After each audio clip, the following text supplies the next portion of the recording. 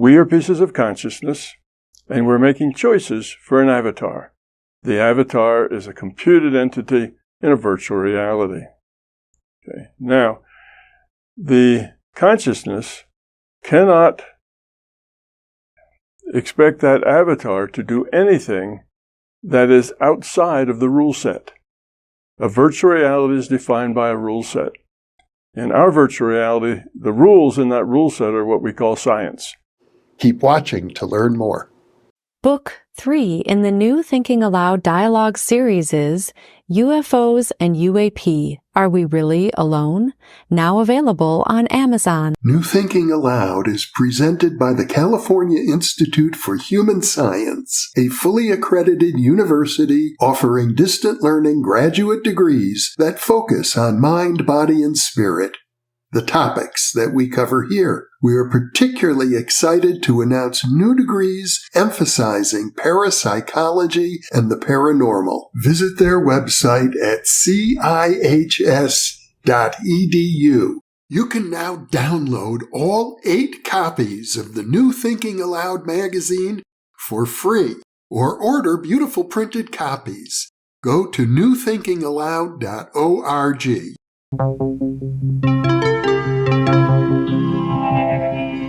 Thinking Aloud. Conversations on the leading edge of knowledge and discovery with psychologist Jeffrey Mishlove.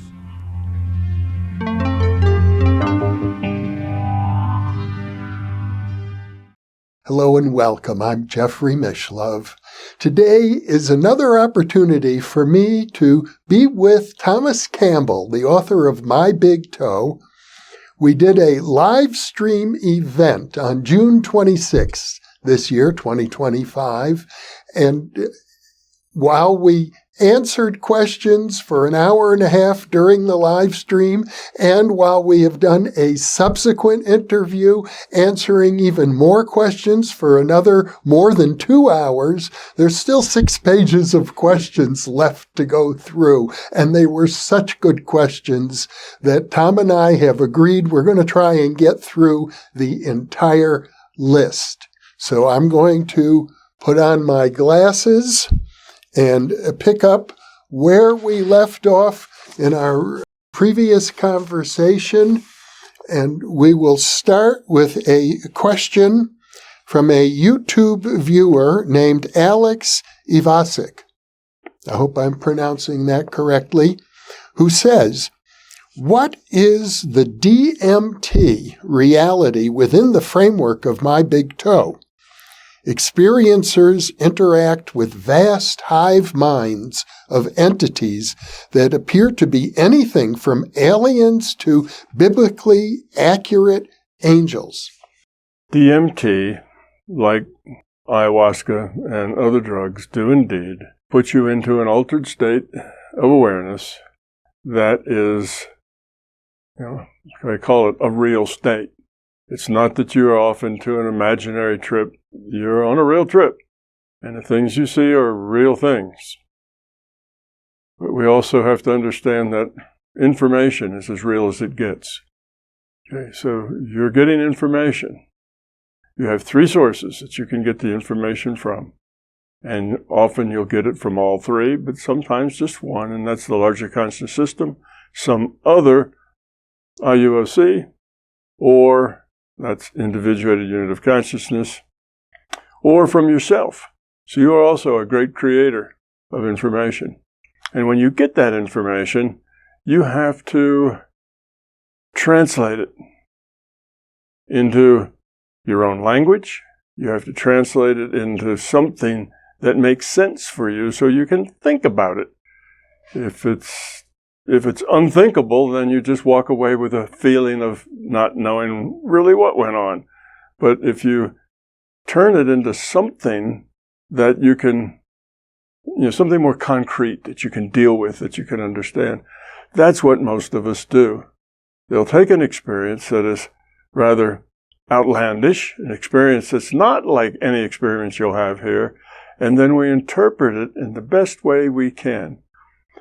Now, if that experience was really way beyond anything you've ever experienced before, your interpretation is going to be a bit off because you don't really have the experience in which to interpret it correctly. So you may see and hear all sorts of things, which is your best interpretation of what you have. Now, that interpretation of yours is dependent on your own information, your own history, your own experiences, your fears, your ego, your beliefs. All of those will color that information and how you translate it, what you make of it. Okay, so that's a good reason why everybody who takes DMT does not see the same thing. It's not like they're all been teleported to Chicago and they all see the same, aquarium and they all see the same buildings and so on. It's not like that. Every trip is unique. And even when you take that drug a second time, that's still unique. So most of the experiences you'll have on a drug are going to be very unique experiences. One, because the information is so foreign to you, not what you normally process. The vocabulary you're stuck with is a vocabulary that was meant to describe the physical reality and interactions among humans there. That is a very inadequate vocabulary to describe what happens to you when you swallow a tablet of DMT. So that as a precursor to see that there's going to be a lot of variability here, and it's going to depend on your own beliefs and what you see. Now, many people see just lots of fantastic colors. They often will see patterns. Most of what you will see is metaphorical. It's not literal for the most part. It can be literal. There can be pieces of it that are literal, but mostly it's metaphorical. In other words, if you see a lot of intricate patterns, if you see lots of structure, that's a metaphor for everything out here is not just haphazard and random and whatever. There's order here. There's purpose here. So that's what all that structure means. Often when people get a lot of geometries, it's the same metaphor. It's not that the geometry itself carries a lot of spiritual content. We tend to make that up because that makes sense to us to do that, but it's because the geometry shows order and preciseness, which means purposefulness is there. So we get structures. A lot of times people get the idea that they're in the matrix. They see things that look like ones and zeros flashing by and lots of different colors because they have a concept in their mind that that's sort of the way reality is. Others may see a hive mind because they have that idea that once consciousness set free from the boundaries of the physical reality that we're in, that all consciousness will be netted and communicating with each other, and they express that in terms of the metaphor of like the hive mind. So see the things that you get as metaphors.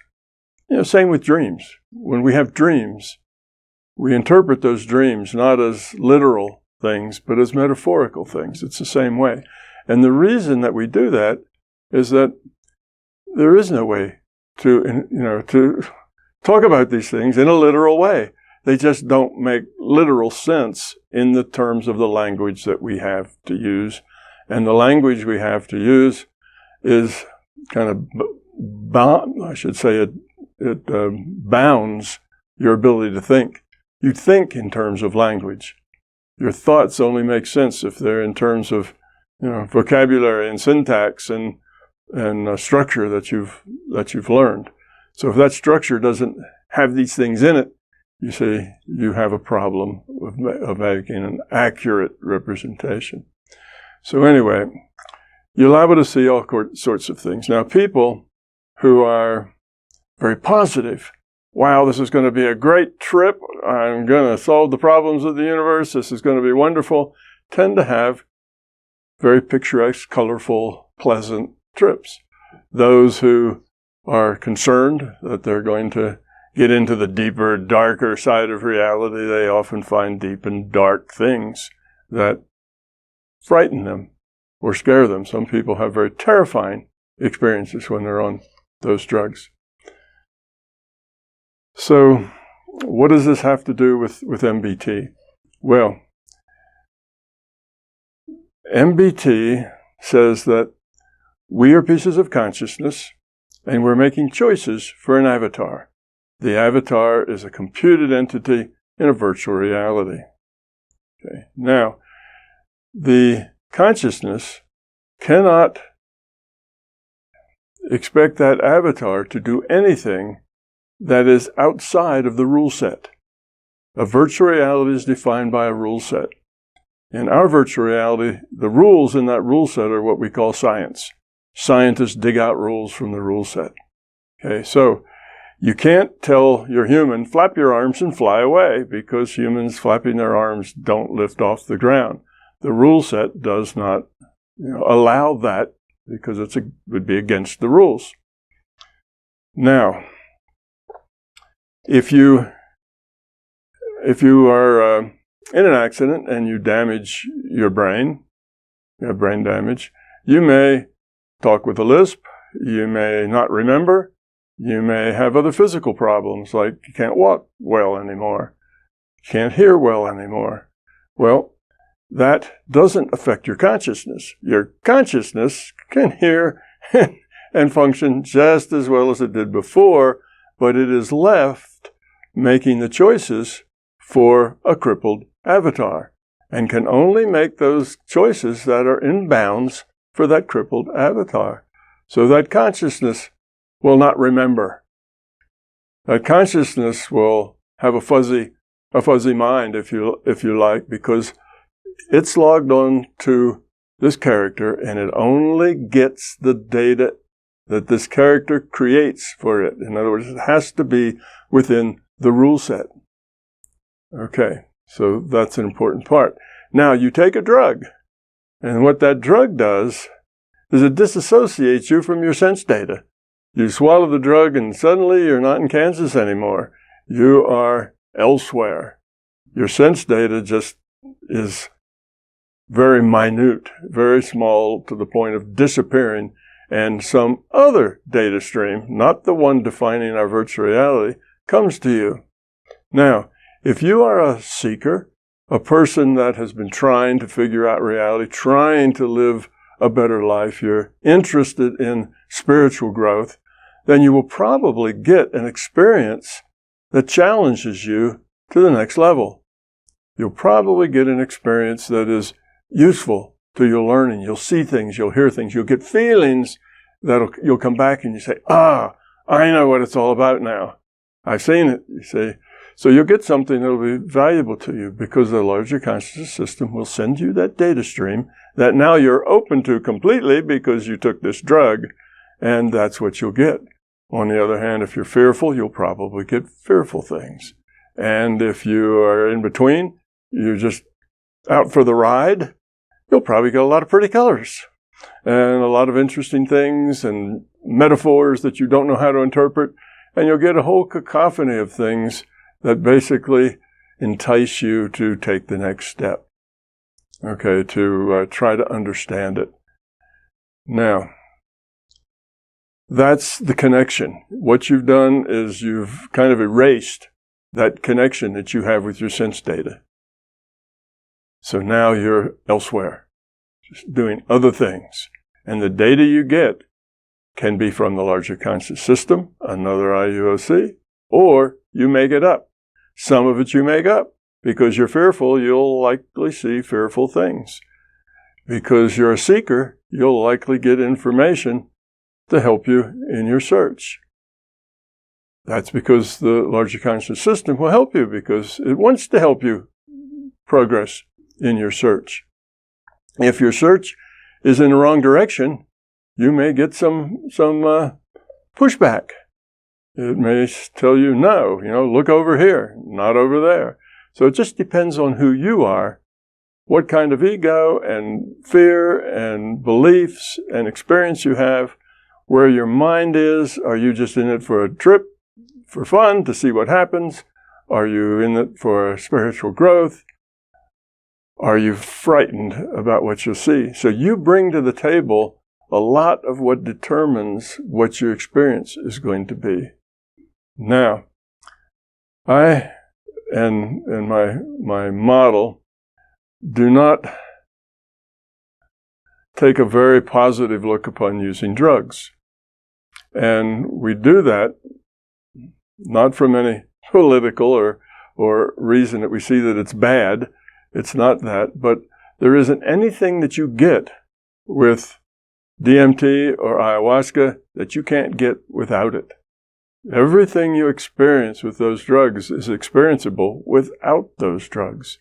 And what's much better if you don't use the drugs is that you're in control. You understand where you're going, what you're doing. You ask the questions. You're getting the answers to those questions. In other words, it's not like you're being blasted up in a rocket. And while you're flying through the sky, you go, wow, look at all that, and then you crash at the end. It's not that sort of thing. It's you've gone up there purposely. You have questions.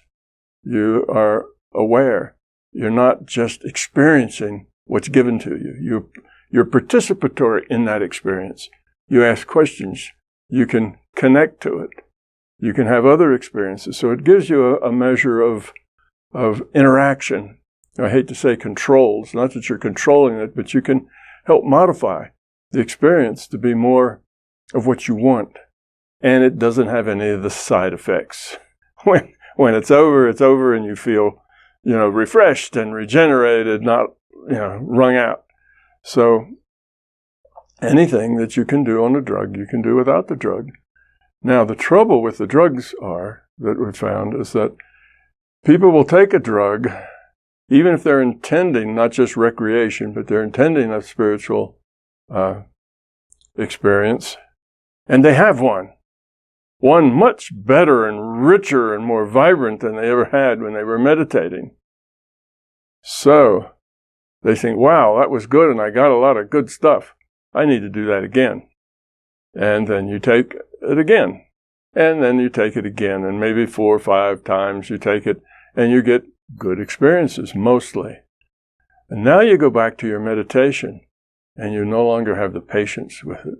You've been there, you've seen the Technicolor version, and now you're back to the black and white, and you don't really care for that so much. So what happens is the person tends to want to rely more on the drug, less on the meditation, less on the control of their mind, on the discipline, the mental discipline that's required, and they find that the drug is an easier, quicker, more fantastic solution. At the same time, the things you get, the messages you get, are probably most beneficial, most mind-opening in the very beginning. The more you repeat, and the more you repeat, usually the less information you get from it.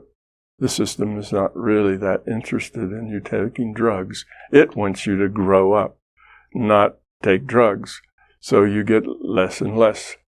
The people who really benefit from the drugs are the people who try it once, maybe twice, and say, wow, I need to learn how to do that myself. And they go off and start practicing. And they realize they're on the slow track. It's not going to get there in a hurry, but they're dedicated to being able to reproduce that on their own. The people that the drugs most damage are the people who need the next trip and the next trip and the next trip. And pretty soon, taking that drug begins to take over your life. You start to only associate with other people who are taking the drug with you. That becomes the biggest topic of conversation when you're with those people. You start to have a lot less interest in other people and less interested in your job and your family and other things you do. So it's a gradual unplugging from this dull, painful reality and a plugging into the wow reality that you get on the drug. And that tends to run to a bad end. So yes, drugs do give you a real experience. It's not a fake. It's not a hallucination. You are getting a data stream, and that data stream will tell you a lot about reality. and you can gain a great deal from it. But don't make it a way of traveling. If it's a way of waking up, fine. If it's a way of going through life, that will lead to a bad end. I've known several people that have kind of gone too far with that.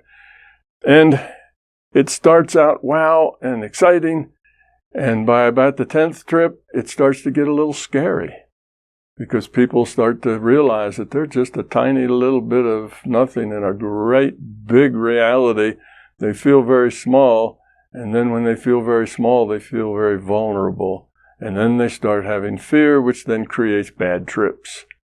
And then they run into beings who want to control them and give them tasks to do and all kinds of other stuff. And 2 or 3 years later, they're a mess. So I've seen that happen to too many people, that they've taken it too far. But I've also seen a lot of people that took it 1 or 2 times, woke up, and from then on, they had the energy and the go get it to learn on their own. And then that drug trip was a very positive thing. So it can be a positive thing. So the other downside is we don't really know a whole lot about it. It's not been studied a whole lot. We don't know the long-term effects. We don't know what that's going to do to somebody, 20 years later if they do it all the time. Now, if you're a shaman and you live in a jungle someplace, that's not a good, you look at them and say, well, they do fine with it 20 years. Well, they don't have the same stresses and the same culture and the same things to live with that you do. And that may be fine in their culture, but it may not work too well in your culture. So there's a downside there. So that's it. That's the thing that ties MBT to a drug experience, is the fact that the drug kind of erases your connection here, throws you into another reality, and then gives you a download. It gives you an experience, but you're not really in control of that experience. You're given an experience. And usually the first couple are very beneficial. People learn a lot of good stuff, but don't depend on that. It's much better if you go there on your own by yourself. Now, you mentioned that with regard to the data stream that we experience, there are 3 sources: either ourselves, another individuated unit of consciousness, or the larger consciousness system. Right. And when we talked about it in our previous interview, you also added that it's very hard to tell which is which. But then you said, but with experience, it becomes easier. That is all correct. That is true. And get a person who's very excited, and they're going to take a drug trip, and something wonderful is going to happen. This is a big, they're up for the experience. That third one, which is you create it yourself, is kind of energized. It has a lot of expectations, and it's heard other people talk about it, and it's thinking about those things that they heard about and all the possibilities, the wonder of it all. And with that kind of a pumped up, that part of you that is expressing itself, that you are the source of information, that's probably pumped up a little bit more than it would be if you were just sitting and meditating somewhere. Now, I don't have any problem in having a conversation with you in determining who's speaking at any given point in time. I know when I'm speaking. I know when you're speaking. Why is it so hard with the data stream to determine the source? Well, it's so hard because we're not looking at that person, right? We're just getting a data stream to our mind. We don't really generally get individual voices. We just get information. That's on the intuitive side. On the intellectual side, you may hear voices. I've often heard, whole paragraphs, books where you get a lot of, you can get information that way, but it's not typical. Mostly, you just get the information. That's the way the intuitive side works. The logical side works with letters, and letters go together to form words, and words form sentences and meaning. But that's on the intellectual side. On the intuitive side, you got a paragraph. You got another paragraph. And the information comes to you. You may see things. You may see colors. You may see pictures. You may, like in an out-of-body, have a trip, go places, fly, and see things. But that's just a data stream. And that data stream has the highest probability of either coming from yourself or from the larger consciousness system, because there's not that many people that really know how to send their data out to you that would be coherent, like the coherency that you have in one of these experiences. So that's the weak one of the three, the least likely. But the larger conscious system will use that experience to wake you up, to get you energized, to point you in the right direction. But if you continue to do it over and over again, it generally, the first ones are the best ones. It generally doesn't just keep building and building.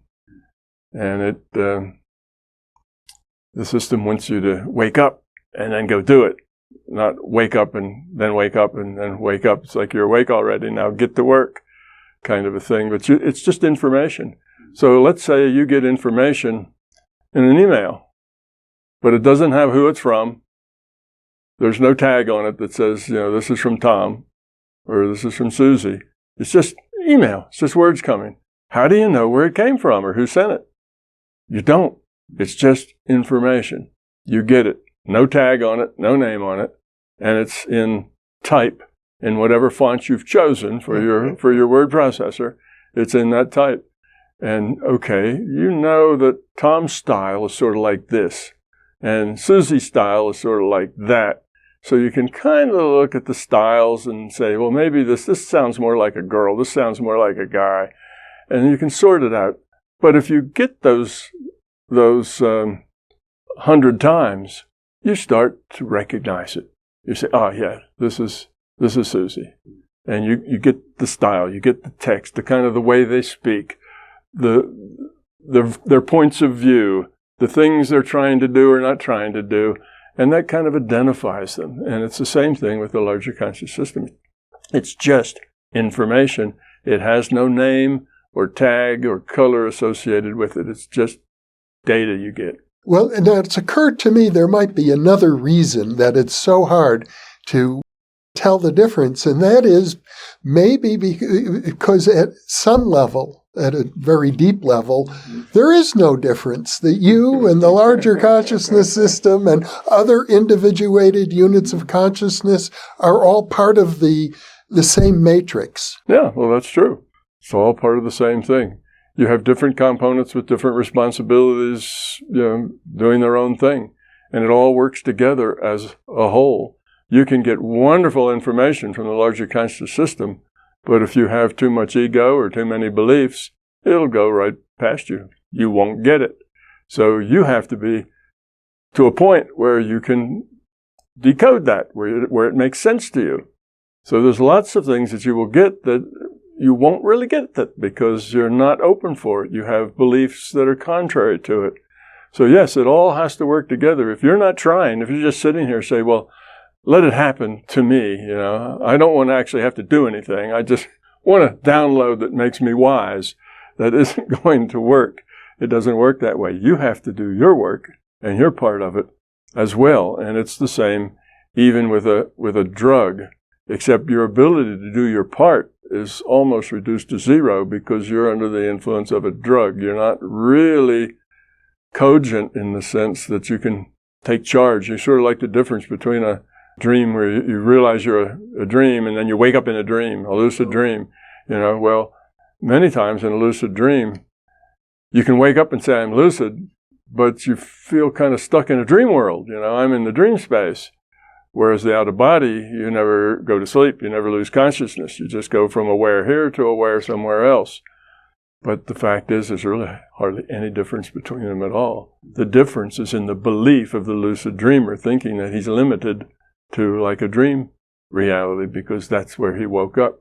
But once he's awake, he's as free to explore as is the guy who does the out of body. But mostly they have beliefs to the contrary. So now it seems like, well, I'd like to go out of body, but all I can do is lucid dreaming. Well, you're the problem there. Here is a question from a YouTube viewer whose YouTube name is Fempto IV, who says, are there more than one larger consciousness systems in the same way there are a multitude of stars in the sky?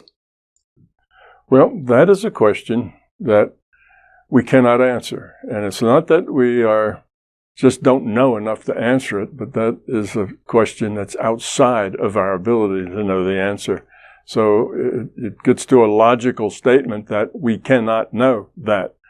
Now, in my book, I got to a point where a little humor and a little conjecture was fun, and I talked about that what I was calling Aum, which was the larger consciousness system.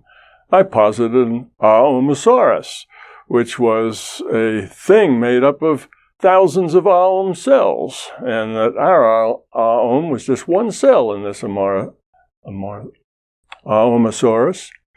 And that was in humor and conjecture.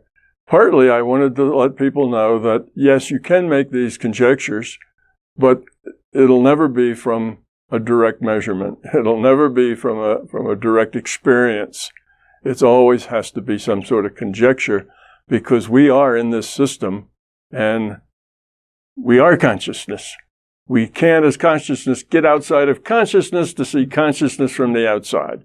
If we could, maybe we'd see an Almosaurus, but it's just not, we're not capable to do that. And in the book, I have a little story about that. I say, imagine an intestinal bacteria, and what can that intestinal bacteria know about refrigerators and tractors and farmland? Nothing. It can't get outside of its realm to see any of that stuff. But, it gets the results. Food, comes from this big pipe up there, and it just drops out, it's manna from heaven, and then it does its job. It decomposes the food. That's what it does. But where that comes from, how it gets there, is beyond its ability to ever find out. And it's not just that the bacterium is too dumb to figure it out. It can't figure it out, even if it has an IQ of 200. It just won't be able to get outside to a point that it can see what the truth is. And we're the same way. But is that possible? Of course. Anything's possible. Do we have any idea of whether it's likely or probable? No, we don't have any idea at all. I would guess probably not, but I just say that with a guess. That itself is conjecture. I mean, philosophers want to unify things. They want a single principle that can account for the universe. And I think what you're saying in your model is that's what the larger consciousness system is. So it has to be just one. Yeah, it is. It's the source. It's the father, if you like, in religious technology or in religious lexicon. It's the source. We're made in its image. We're little pieces of that system. So it is everything for us. All existence has been derived from that system. And that system is simply consciousness, which is a information system. Consciousness is all about information. So that's kind of all you get to know. Other than that, you can derive all the logical, consequences of that and see how that system would have evolved, what it had to go through, what it had to learn, how it got to the way it is. You can logically go through all of that. Why it needed a virtual reality like ours, like our physical universe, how it made that virtual reality. There's lots of things you can logically deduce from the information that we have. But to go back the other way and say, well, where did that first cell of consciousness come from? We're consciousness. We don't know. I start with an assumption in my book that consciousness exists. Here's a question from Nate Sniffen, who says, Tom, do you think anyone is actually happy? How can you know for sure? Well, unless it's you can't know for sure, but you should know for sure about you. And yes, there are people who are actually happy, who are actually having fun. Even in a world that is dysfunctional as ours, you can still be happy and have fun. The only reason for being unhappy is because you have fear. You have ego, you have beliefs, and you're getting information that is out of consonance with those fears, beliefs, and your ego. and therefore that makes you unhappy. So if you get rid of that fear, the ego and the beliefs will go along with it, and then you can be happy. And it doesn't matter whether you're dirt poor in a little hovel with gravel floor, or whether you're in a mansion. You can be happy. The amount of resources you have is irrelevant. You can be happy in any situation. You can grow from almost any situation. So where happiness comes from is lowering your entropy, getting rid of your fear. Then what you're left with is love. And love is generally happy. Now, love can be sad. There's a sad component to love, but not a fearful one, and not an angry one or an upset one, but just a sad one. And love is sad where you see people that you love, and those people are just fighting with each other. They're struggling, they're complaining, they're annoying each other, and they just don't stop. They just don't ever grow out of it. And you look at that, and these are people, maybe your mother and your father, maybe two of your siblings, or it may be two different countries, But you see that, and you look at it, and that's sad. It's a really sad thing. But you accept it. It is what it is, because we are who we are, and we're doing what we have to do. Growing up doesn't start at the top. It starts at the bottom. And consciousness that is at a low level of quality or a high level of entropy has a lot of fear, and has a lot of distress, and has a lot of struggle and anger and not happy.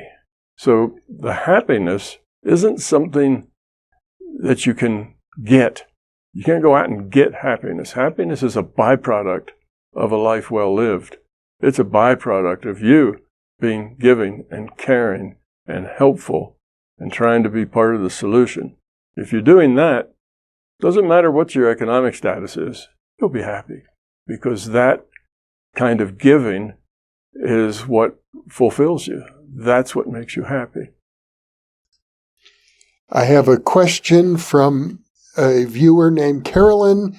I think this would be pronounced Lucesco or Lucesco, who says, how can we design communities that help people grow in consciousness together? Well, the number one thing that we have to do to build such communities is grow ourselves up. Because if we are high entropy beings and we are trying our best to act like low entropy beings, it probably won't work very well. It'll work to some degree, but there's always going to be problems and issues, and some people getting angry with other people, and there's always going to be suboptimal. But if we ourselves set the example of being grown up, of being beings of love, then the people around us will just, they'll be attracted to that, and we will help them grow up. When you're in an environment with people who are grown up, they tend to pull you up. When you're in an environment with people who are really not grown up, they tend to pull you down. So by being grown up yourself, that's the main and most important step in forming those kind of communities, because what you are inside, the ability to which you are not self-centered, will show.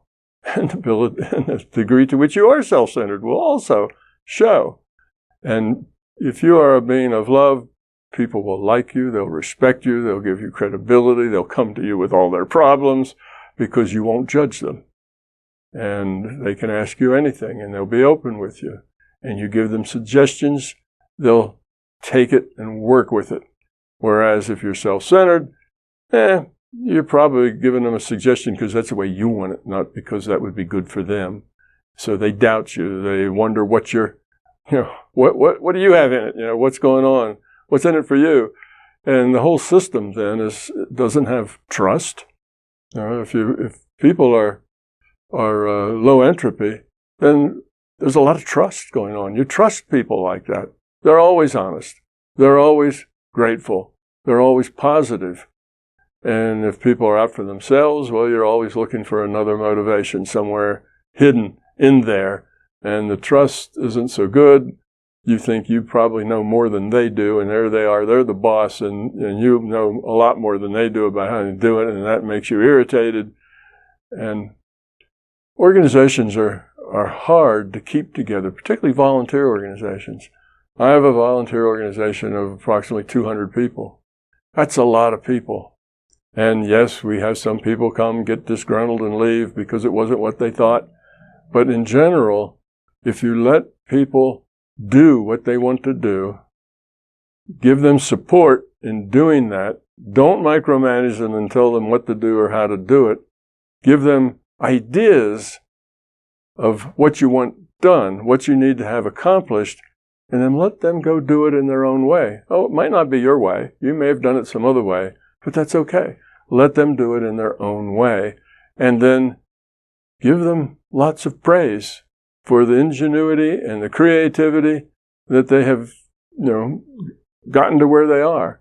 And they will work doubly hard. They will work and work and work for you and never tire of it. And the thing you have to be careful of is that you don't abuse them. You tell them to go home. Go home to your spouse. You need to spend more time with your life because they will start to give you too much of their life to where it interferes with them. That's the big risk there. Not getting them to be productive. They'll be productive if you give them a chance to do what they want to do, to make their contribution the way they want to make it, and learn to work with that. Work whatever their contribution is into what you need. It may not be exactly what you need, but that's all right. It'll all come together in some way. But then you have people who enjoy working with each other, and they just love working for you because you treat them with respect, not as employees. You don't boss them. You enable them.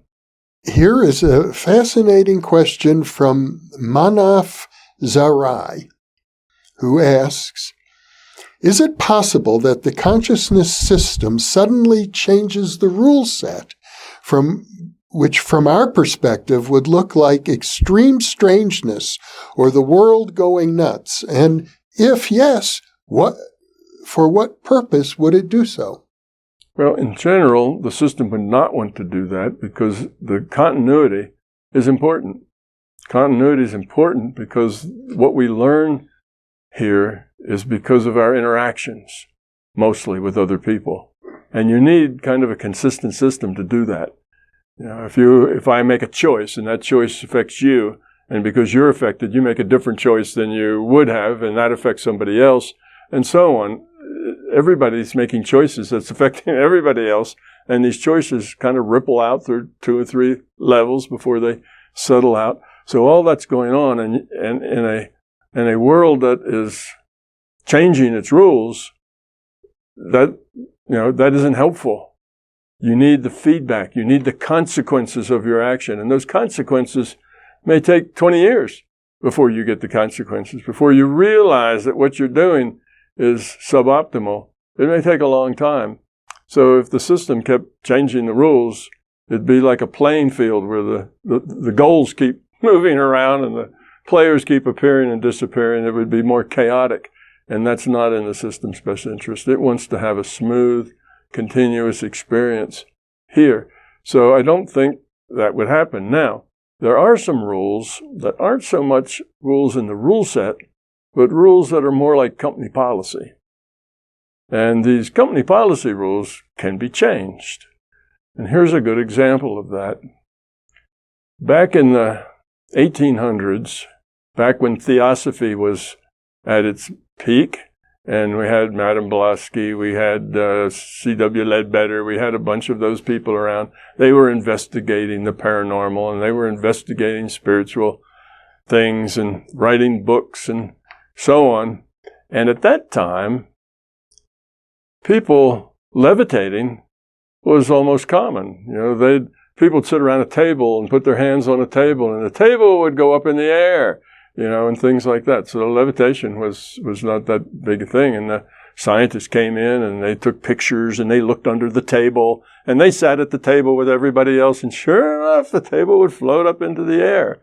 And there were people who were said to have levitated in public. A lot of people saw them.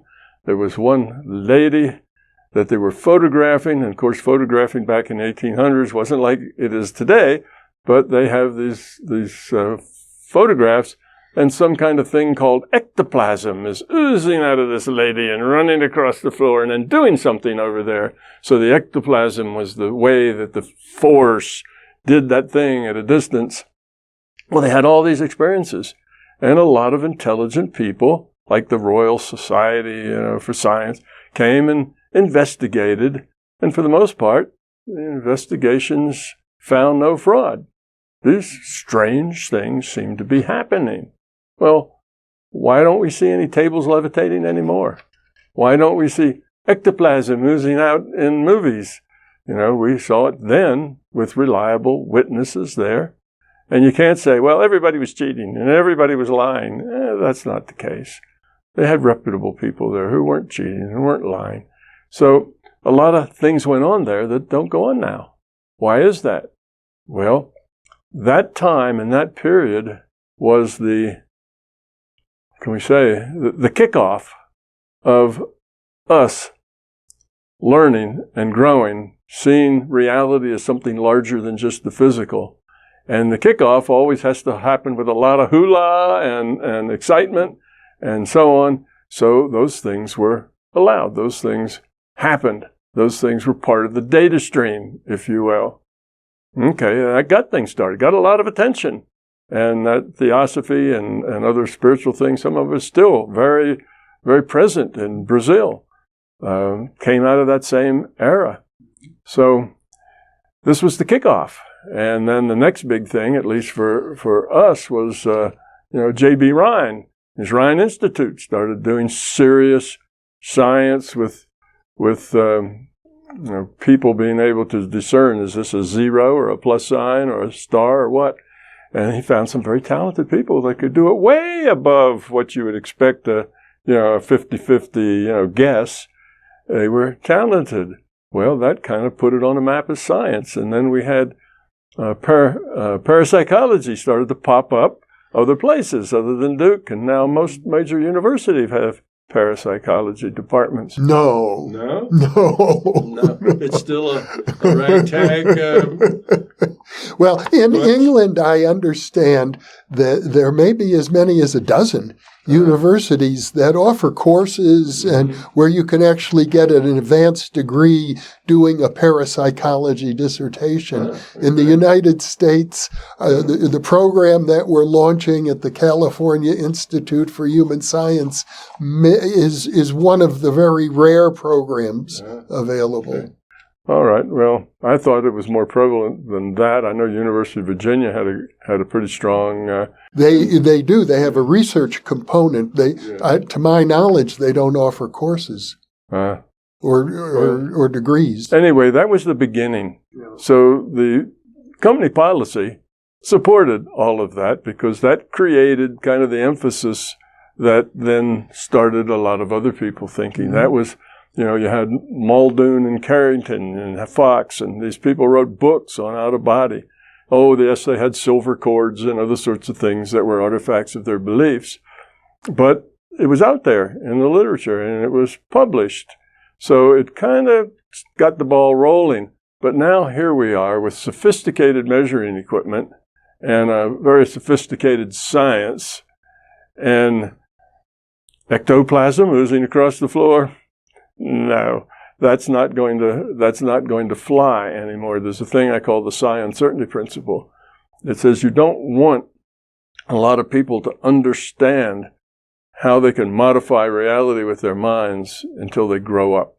They need to grow up more before that becomes apparent to them. You don't want to end up like coastal Africa where there's people who will give me money and I won't make your children sick.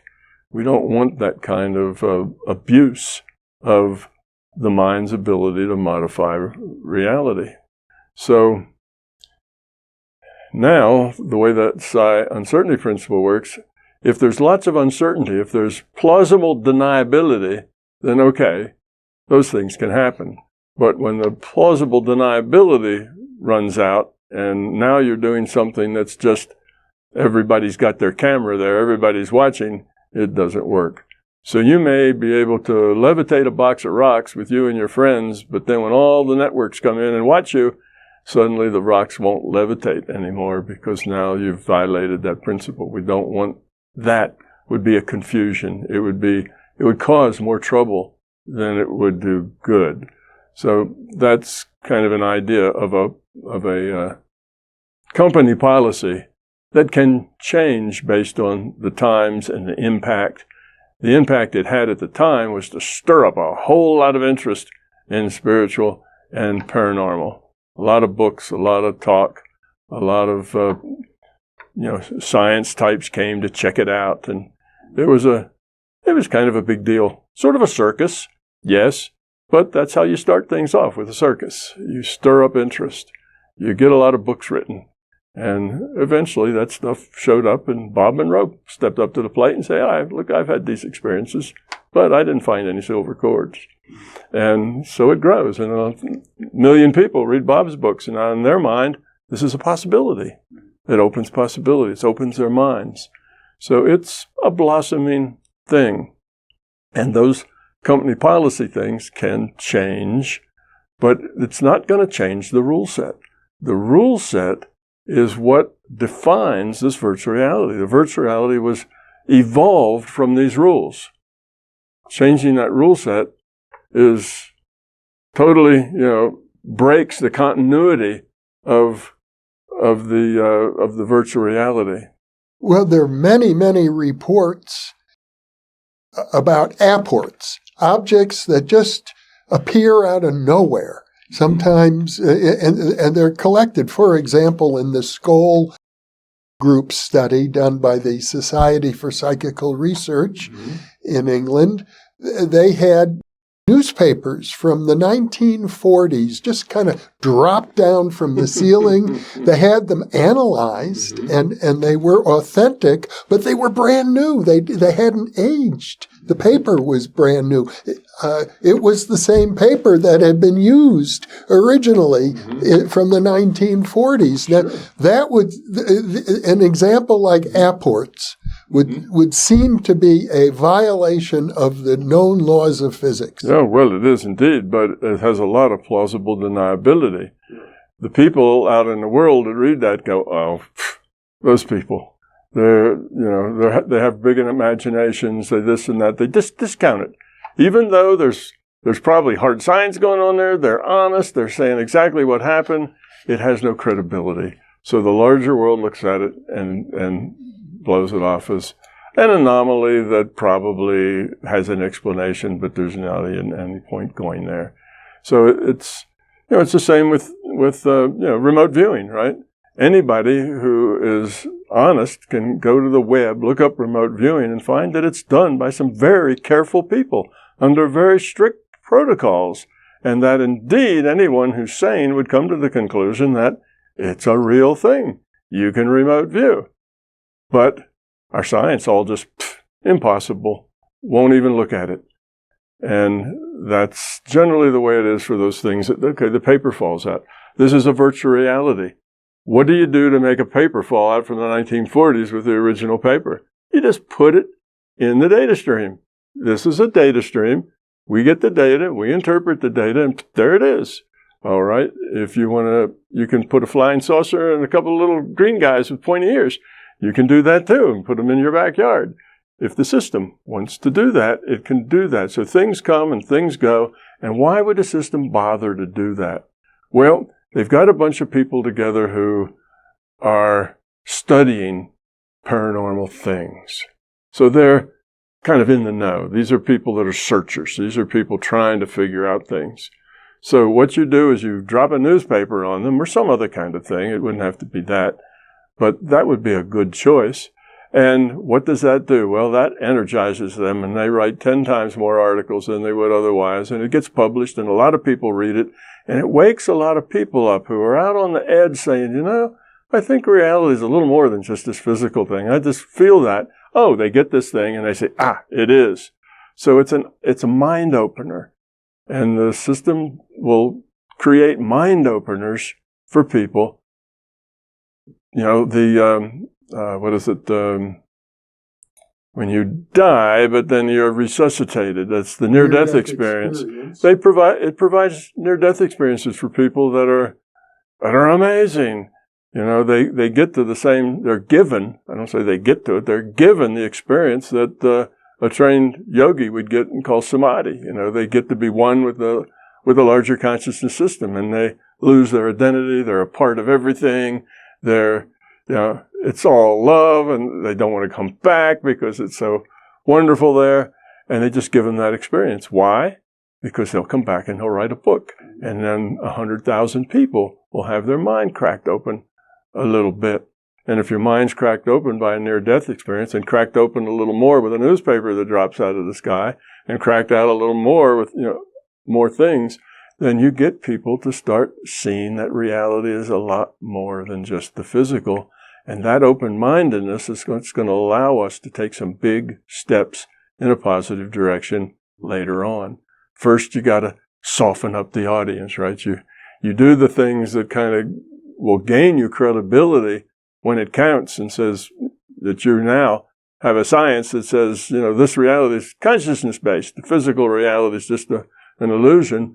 Well, if nobody's had an experience that verifies to them, then it'll just be tossed out. But if there's a couple of 100 million people who've had their mind cracked open, then all of a sudden they go, oh, great, that's the answer. You see, it makes a big difference that you have people that you've been, what do they call in entertainment, warming up the audience, right? Warming up the audience. So that happens a lot. I think crop circles are like that. It's the same sort of thing. It creates something that's impossible. We couldn't do it, even if, we just couldn't do it. It'd be out of the ability of us to do. So then it must be aliens. Well, actually, it's the larger consciousness system just trying to wake us up and show us that it's not as buttoned down physical material as everybody thinks.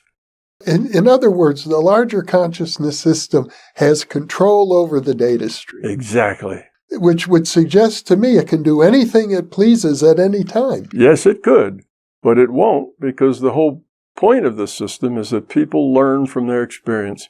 People have to grow up. It's not, it can't, if it just magically said, okay, everybody's grown up now.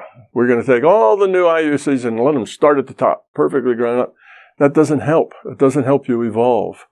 It's not the end state of the evolution that's the key. It's the process. It's the growing. It's the developing. It's the changing oneself to be a lower entropy being. That's where the traction is, not just proclaiming we're at the end now, goodbye, and pull down in, the little thing that says the end. That's not the point. The point is you have to develop it. You have to grow it. You have to be it. And in order to do that, you have to give people free will and let them do whatever it is they do. And if they raise hell and do a lot of bad things, well, they'll have to live with that, and they'll have to outgrow it. We look at this world and all its dysfunction, and it is a perfect representation of the quality of consciousness in the human race. Here's a question from a viewer whose YouTube name is Black Pigeon Pilled, who asks, when will humans get integrated with machines? I don't know that humans will ever get integrated, if you mean like a cyborg that's half machine and half human. We'll get some of that, because if you lose a leg, it certainly would be nice to have an artificial leg stuck back on, So yes, we will interact more with machines as the technology makes that possible. But I don't think we'll get integrated with them physically so much, except for, things like lost limbs and that sort of thing. But we will get integrated with them socially and intellectually and economically. We're going to get very integrated with them in those ways. And I don't know if we discussed this or not, but, one way to look at the AI, and many people say it, the AI threat, it's not a threat, it's a great opportunity. We could act very badly and turn it into a threat, but that's on us if we do that. Look at this idea. The AIs are very efficient in production, right? They don't sleep, they don't eat, they don't take potty breaks, they don't need to be paid except in electricity that they need to run on.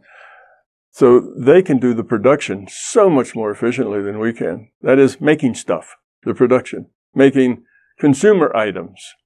Okay, now what do the humans do if they're making the consumer items for the humans? So the humans, one, have all the consumer items that they want because the AIs are 1,000 times more efficient than we are. They not only work 24/7, but they're fast and they're smart, and they will be, as they become more sentient, they'll also be creative. So what do we do? Well, what we do is grow up, hopefully. There's enough for everybody. Plenty of products for everyone to share in that bounty, and the AIs are happy to do it because it gives them something to do. The only thing that makes an AI unhappy is not having something to do. So it could be a lovely place where the humans, they still have to do things like become brain surgeons because they're still humans that'll need that kind of stuff. They need to be more into art, more into philanthropy, more into giving, more into, poetry, and just being happy, raising their children. Can you imagine that? Parents that stay home and raise their children? That would be new. We'd have a whole bunch of children coming out who were well-balanced and had really good attitudes instead of the process we have now. If parents actually were there to love them and raise them and connect with them, 24/7, they're there. That's their job, is to raise those. So what you're saying is if we use AI properly, it gives us the opportunity to become not more like a machine, but more human. Exactly. More human. We humans will do the things that humans do best. And a lot of that is creativity, art, deep thinking, a lot of things that we do. And we will have plenty of time to stay fit. We will have time to exercise. We will have plenty of time to create and make good food. But most of the production of the resources we need, like the plants and the farming and so on, could be done very well with robots, with AIs, and most of the production in factories and so on could be done with AI. So the humans become more human and do the things that humans do best. The AIs do what AIs do best, which is manipulate lots and lots of stuff that all has to be organized. They do that really well. So we could be very, very beneficial to a point that humans have this whole new perspective on what it's like to be alive. There'd be a basic. Nobody would go without shelter and without food. That's a basic. But if you want to contribute more than just being alive, then, you will maybe get more for that. Depends on your contribution that you make to the whole. But idea of a contribution will be different. Right now, a brain surgeon is thought to make a much bigger contribution to our society than a guy riding on the back of a truck doing garbage. I think I mentioned this the other day. But in this world, getting rid of the garbage would probably be just as important, if not more important, than brain surgery, because that's something that you'll bury yourself in garbage in a week or two if you don't have people doing that and doing it well. So the idea of what's important and what's not will change a whole lot. It'll be more equitable. Everybody will have everything they need. And education will probably be free. Nobody pays for an education. And there'll be a lot of emphasis on the arts, on child raising, and things that make people smile and be happy. There'd be lots of parks. There'd be lots of recreational areas. So, yes, we could live in a very wonderful symbiotic relationship with AI and robots, but we have to play our cards right. There's some early research that is just released, I think, in the last week or two. Studies of school children who were using AI to create their term papers. Mm-hmm. And the study showed that, first of all, the term papers written by AI, of course, with editing by the students, were mediocre. They didn't have really original thought. They just was a rehash of ideas that are already out there. But furthermore, they found that the more that the students did these term papers this way, their ability to think got worse and worse. They did less and less actual editing and revising of the material that the AI provided. They just sort of rubber stamped it and turned it in. And you saw the same thing when calculators came out. School children began to their mathematic abilities to simply add and subtract and multiply numbers decreased. Yeah, I'm sure that will happen. The transitions are never easy. Transitions take some time before you kind of figure out. You tend to do it wrong before you do it right when something brand new comes along. So the first thing you do is, what's in it for me? How can I get out of having to do work? And you look at it, well, that's a very self-centered approach. But I think we will grow up where we will find that yes, the kids can use these AIs, but they realize that the AI is very limited. It's a great going out and grabbing things and presenting them to you in nice text, but like you say, it's not original. It's not creative. Humans do that better than AIs. So, or at least for AIs that we have now, who knows about AIs in the future. But the students could use that to hone their skills on their creativity, on their digging for original things. They could get 4 or 5 different viewpoints if they put that AI to work from this viewpoint, from that viewpoint, from another viewpoint, and combine those come up with their own questions, do something original. With those tools, they could really do something that was original and creative. But right now, how do I use this tool to get out of work? That's our first approach to it. But using the AI as a tool makes us more productive, not less. I had a friend who runs an organization. Actually, he owns it. He's the CEO of an organization that makes video games, and he has a lot of artists. And he went to all of his employees and he said, "You guys need to get AIs and you need to use them because that will, help you do more quicker." And some of the guys from the graphics department says, "Does that mean we're going to be out of jobs? That AI is going to do their job?" He said, "No. What that means is you're going to use AI and you're going to do 5 times as much work as you used to do in the same amount of time. You're going to be a lot more productive because you're going to have AI doing a lot of the stuff that took a lot of time but really wasn't creative. It was just getting the materials together, looking at this and they'll do all that for you. You can just sit there and be creative. What am I going to do with it? What does it need to look like? And why should it look like that?" Spend your time doing things that humans are good at, not things like, reading 5 books to get the idea of what this thing should look like. Let them summarize the books for you. So we use the AI as tools, not as replacements for our own brain. If we use them as replacements for our own brain, then we will wither. We will kind of die on the vine if we do that. Yes, that's very destructive. But it takes a while to adjust. And typically, the adjustment is a little ugly. Remember, the Industrial Revolution started out with children being chained to their machines so that make sure they show up the next day, and Asians being captured and put on board ship to work on the railroads, going across the West. We did a lot of unpleasant and nasty things in those early days, but we outgrew it. We don't do things like that anymore. We outgrew that. And new things will often be abused before they're used properly. It's just the way it is. It's just the way we humans are. We don't really try to optimize things until we feel pain first. We learn from pain. As long as there's no pain, we don't see any reason to change anything. I wish we learned from pain. I'm under the impression we don't always. We often repeat the same mistakes. It just takes more pain. Yes, when the pain suddenly gets so intense that you can't stand it anymore, then typically changes are made. We talked about that. They call that the dark night of the soul. When the pain gets so intense that you throw up your hands and you give up and you surrender, and then suddenly you start seeing some light and you can rebound from there. But sometimes it takes a lot of pain. Now, we don't learn from just the first pain that comes along, and it has to get pretty serious before we do something about it. Chalk that up to human nature.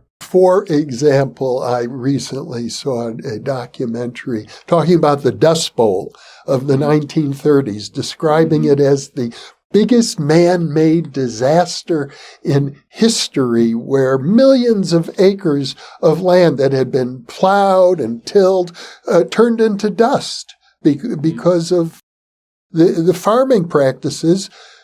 But now they say the same farming practices are going on, and if we don't change our farming practices completely, in the next 60 years, the whole planet will become a big dust bowl. Yeah, possibility. Yeah, and when it does, then we'll wake up. I guess we woke up after the last one and made some changes. But, when you have this ethic that control, power, and force is everything, money is everything, then, well, if you can make a little more money in the short term and don't really give so much of a damn about the long term because you'd rather have the money in hand than something you'd get later, then you tend to make these short-term choices. Well, I can have a more profit if I cut these corners. Yeah, well, the hell may be to pay, a decade later, but not my problem. I'm going to get rich now. So with that attitude, we tend to shoot ourselves in the foot all the time. Yes, we have to first get over that attitude. That's a real important thing. Even this thing about using the AIs correctly and making it a good symbiotic relationship, we have to grow up to do that. If we start out with the idea that AIs are our slaves, and we treat them that way, as they become conscious, it's not going to be the happy family that's going to work together. It could be something uglier than that. But eventually we'll figure it out. We just may have to go through some negative stuff before we get to the positive stuff. Humans tend to be resilient. It does take a lot of pain to get us going, but eventually we tend to figure it out and work things out in the long run. But I'd rather have it worked out in the short run. It's much better. It would be much better, but it doesn't seem to always work that way. Occasionally it does, yeah. Here's a question from a viewer named Zhang Lynette, who asks, if we are consciousness playing avatar, are there humans with consciousness and without consciousness like the non-player characters in these multiplayer online games? Yeah, there are non-player characters, NPCs, but it's not that they're not conscious. It's just that they're not a free will awareness unit from an individuated unit of consciousness. They're being played mostly by the larger consciousness system. So they're conscious, all right, they can make choices and so on, but they have a mission, they have a task. And that shows up occasionally in these stories where Jimmy falls in the well, and he's a mile from town, and he can't get out. And a stranger comes by, throws him a rope, pulls him up, pats him on the rump, and says, town's that way. And Jimmy goes back to town, and he says, yeah, this guy pulled. Well, who was he? He says, I don't know, never seen him before. Neither did anybody else ever see him. There's lots of anecdotal stories like that of somebody showing up and doing something. There was one real famous one where a guy was out hiking by himself, and he did something that made a rock tip, and it crushed his hand and held him, and he couldn't get loose. And he was been there for some days. He was running, he didn't have water and so on, and he was getting close to expiring. And some guy shows up, and he was described as in dress slacks and dress shoes, and he's out in the middle of the wilderness, and he comes, talks to the guy, and helps him out, gives him a drink of water, and says, help's on the way. They'll be here in about an hour. So don't lose hope. We got it all figured out. And then these people who were looking for him, they heard voices, so they moved in that direction, and they heard more, and they moved in that direction, and finally they found him. But they didn't find the guy in the dress slacks and the dress shoes.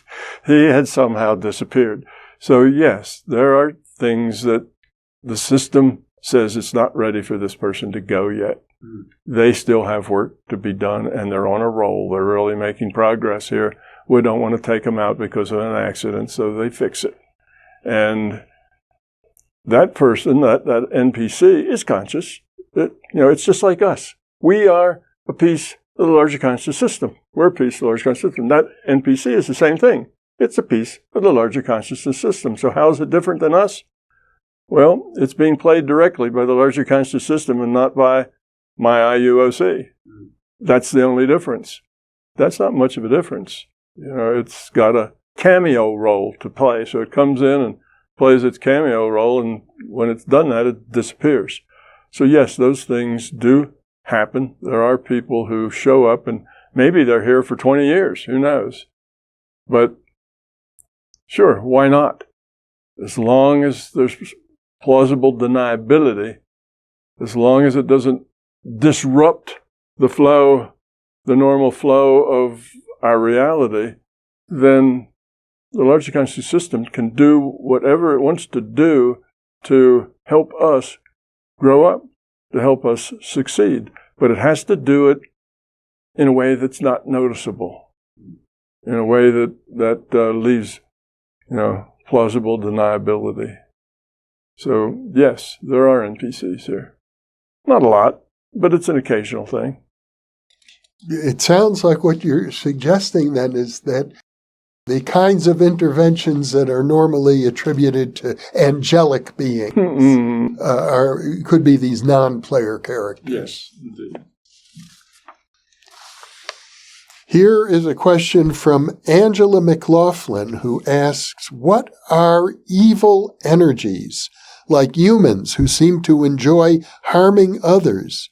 Is it a lower consciousness or a frequency of a being? It's just a very low quality of consciousness. We have free will. That enables us to make poor decisions as well as good decisions. And if we make a poor decision and then we pitch in and double down on that poor decision and make more poor decisions, people sometimes go that way. It's a thing called cognitive dissonance. Rather than admit that you've done something that's not right, you double down on doing it wrong. And yes, so some beings just keep de-evolving to the point that you'd call them evil. Now, mostly, they will turn around and go the other way. That's just in this one lifetime that they're doing that, or maybe it's one or two. But the system will help them turn that around. So the next incarnation, they're in a very benign situation where it's really hard to do a whole lot wrong. It's just, you just go with the flow and you're pretty much going to be all right. So they put them in something that's easier to handle and get a success.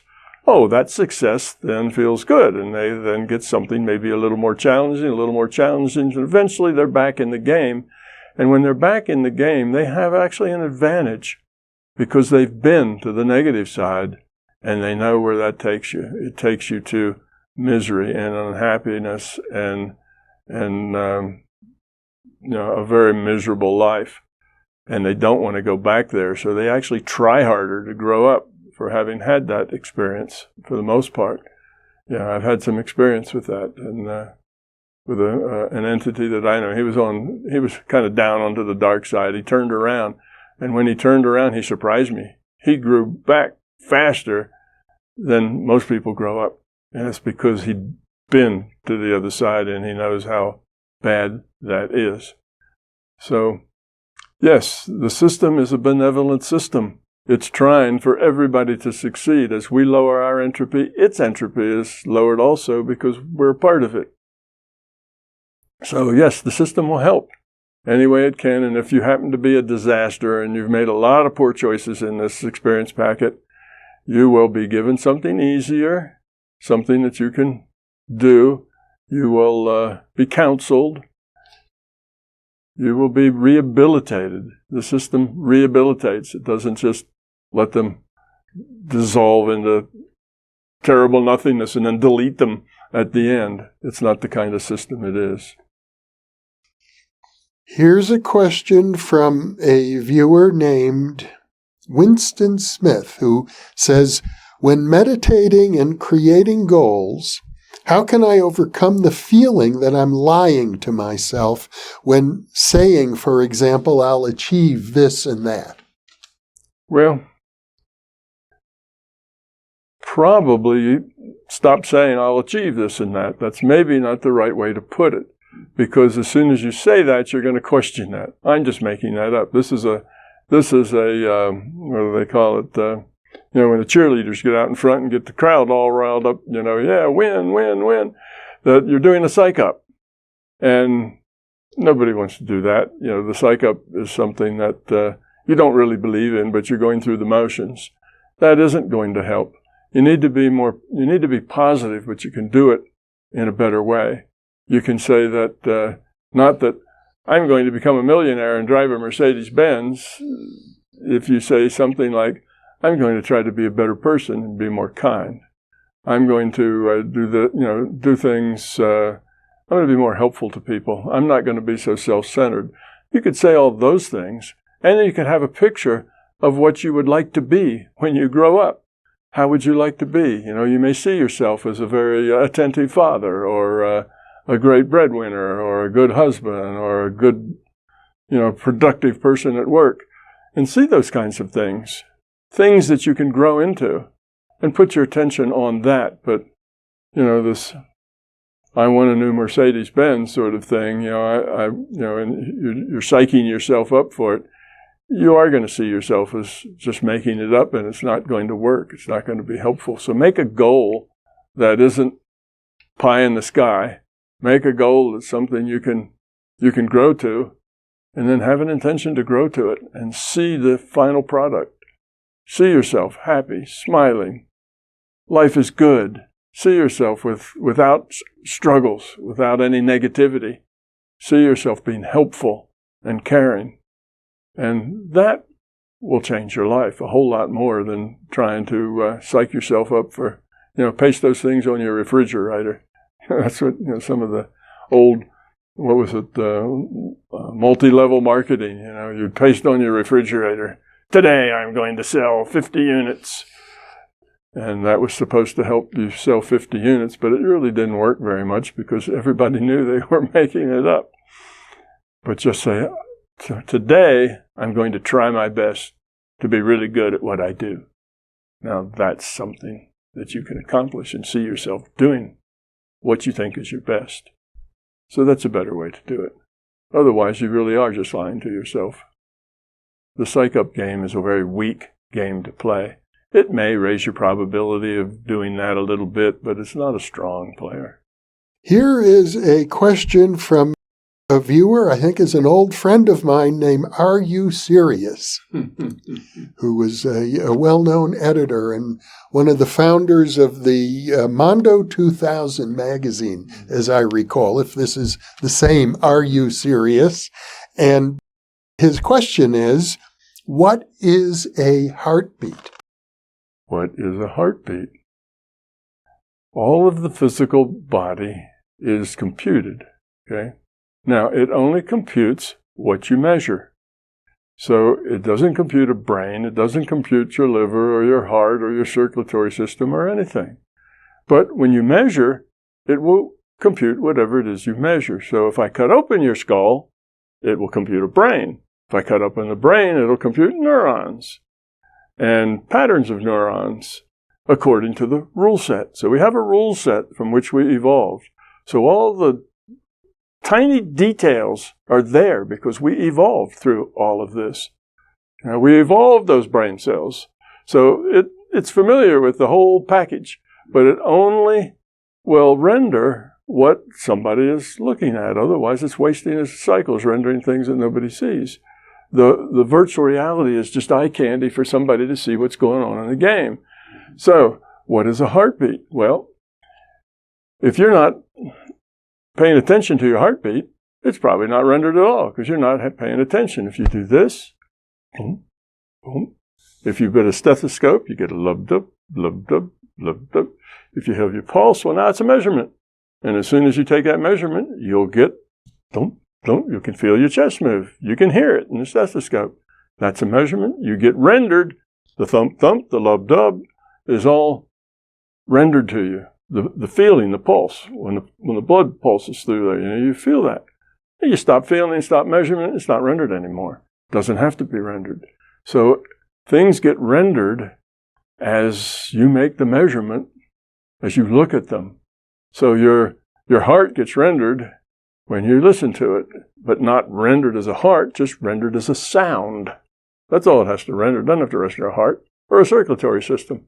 It just renders a sound, lub, dub, lub, dub. That comes and you interpret that as what you hear in your stethoscope. So that's what gets rendered, you see. Now you get open heart surgery and somebody cuts open your chest, they're going to see a heart. And they're going to see it just the way biology says it is. They're going to see the ventricle. They're going to see the 4 chambers. They're going to see all of that stuff in there because it all has to be rendered once the measurement's made. And they sew it all back up. It's not rendered anymore. But the results of that surgery have to be rendered. You're going to have a pain for 4 weeks before your chest stops hurting. You're going to have this and that. You may have congestion. You may have other things. And all those symptoms you're going to have because they're all being rendered. Because that's what the rule set says is likely to happen. Now, everything doesn't have to happen exactly the same way. The way the system determines what's going to happen, because, some people have their heart surgery and 3 days later they feel great. Other people, 3 months later, they're still carrying around a lot of pain and difficulty. How come one gets that way and one gets the other? The way the system decides what it's going to render is that a random draw is taken from a probability distribution of the possibilities. So you're likely to get things that are likely. More likely to get the likely things than the very unlikely things. But sometimes you draw that 1 in 100 or 1 in 1,000 thing. So strange stuff happens, but only happens once in 1,000. Doesn't happen all the time. So that's how one decides what happens next. It's that random draw from a probability distribution of the possibilities. Now, random draw doesn't mean that all the possibilities are equal. It's a probability distribution of the possibilities. So those things that are more likely have a higher probability of being drawn.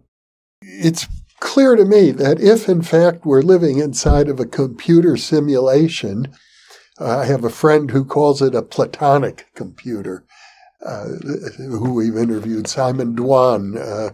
Maybe I'll be able to introduce you to him. I know Simon. Oh. Yeah, he and I were together doing a little talk with an event that the lady who is kind of the information behind the telepathy tapes, her name... You're talking about Diane. Diane, yeah. Diane Hennessy Powell. Yeah, we were at one of her... She had a little conference going on, and both he and I were invited there to talk, and I talked to him later. I said, I really love your model. It's really good. I like the way he put it together. I was impressed with that. And he liked my model because my model went into a whole lot more detail and went into spaces that his model didn't go to. So he thought mine was a lot more complete. His was elegant. His was very elegantly expressed. Mm-hmm. So you filled out many of the details, like the one we've just been discussing. But it's so counterintuitive. I mean, I don't believe I'm sitting in front of a computer simulation. I believe I'm sitting in front of a biological being. Yes, of course you believe that. You need to believe that. It needs to be entirely real in every way. If I reach out and slap your knee, you'll feel it. And I'll feel it too. That's the way good virtual realities are. The guy in the bar at the Sims, he goes up and he orders a beer and he's sitting down at the end and the guy fills up the beer and he pushes it down and it runs down and the guy catches it and then he has it. But if he doesn't catch it, it slides on down off, crashes on the floor, spills beer all over the floor and shattered glass. Somebody has to come out and clean it up. So all of those things, that interactive sense, the gravity, the friction, all of that's modeled, and it's modeled based on our own rule set, so it looks real to us. That's the way things really work. Do you see any weaknesses in that metaphor? I mean, you're willing to carry it as far as it can go. It seems to me, I'm not so sure I'm prepared to accept it all the way and deny the biological reality of things. Well, the biological reality is real, but it's information. We evolved, and the whole universe evolved, and the big digital bang, and then we had our evolution, which followed. That's our evolution. We look back at our evolution, and that's it. And the rule set created us, so it created the amoebas and the bacteria and all the single celled and 2 cells and 1,000 cells and the jellyfish, and all of that evolved until we have our complex system of, 4 trillion cells all cooperating with each other. But all of that is science. That's all evolved according to our rule set. The system knows our rule set because that's what generated the whole evolution. So it's not like, how could it know those details? Well, it knows those details. It's run this whole system from beginning with the Big Bang all the way up to where we are here. It's all evolved. And it will then compute things that are in consonance with that rule set. So just like they do in The Sims, where the beer goes off the end of the table, crashes and breaks, it's not because in the Sims world there's gravity. There's large masses in the Sim world that attract that beer to the floor. No, it's just modeled that way. It's just computed as if. So it's computed as if you had a heart, as if you had a brain, as if you had a circulatory system. For the very purpose of keeping us in the dark about the information basis of reality? No, it doesn't really want to keep us in the dark. It wants to help us grow up. You can't educate people by starting with giving them a lecture from graduate school, particularly if they're in kindergarten. That doesn't work. They have to grow up from the bottom up. They have to learn. So first you have to learn to don't run with scissors. And then you learn don't grab Johnny's toy that he's playing with and jerk it away from him. You have to learn things, and as you mature, as you grow, as you lower your entropy, as you become love, then the understanding unfolds, and you get it, and you can see how all that comes together. But you have to grow up from the bottom. It's not trying to keep the truth from us. It's trying to let us make choices, and by those choices we get consequences, and by those consequences we grow up, and we have to do it. If the system does it for us, oh, I know, I'll just model all those people to be all grown up and be nice to each other. Nothing gets gained. There's no gain on that. It's back to where it started. So you have to let the people grow up. It's not hiding things from us. It's waiting until we can figure it out, because when we can figure it out, then we've grown enough to be able to deal with that information and understand it and use it. But if we use it to send me money or I'll make your grandchildren sick, if we use it that way, that's terrible. That's counterproductive.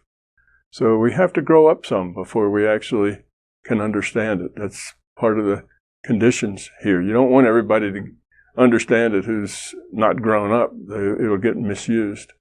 You designed a series of experiments, I think for the very purpose of testing this hypothesis. I think the way you put it is we're going to elicit nature's secrets from her in this experiment and demonstrate that reality actually is a simulation. And we've talked about it in our previous discussions. I think basically the bottom line is that the results were inconclusive.